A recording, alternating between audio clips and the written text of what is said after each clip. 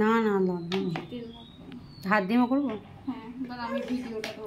ধরতে হবে না, অতটা বেরিয়ে যাবে লক টাইপের।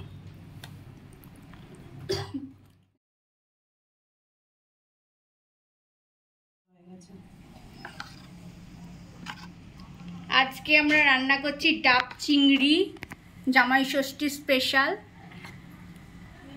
তো এটা হচ্ছে এর মধ্যে ডাবের মধ্যে এখন দেওয়া হচ্ছে সব মিক্স করে, মশলা মিক্সড করে।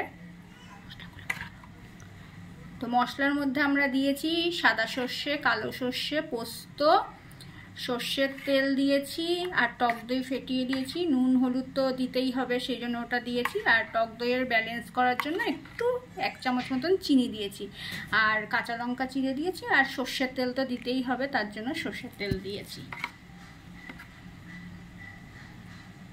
দেখো ডাব চিংড়ি হচ্ছে, আর এইদিকে দেখো ছোটটা কি করছে। হ্যাঁ,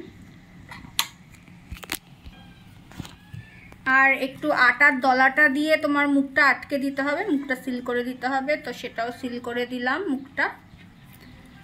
এবার সোজা চলে যাবে উনানে।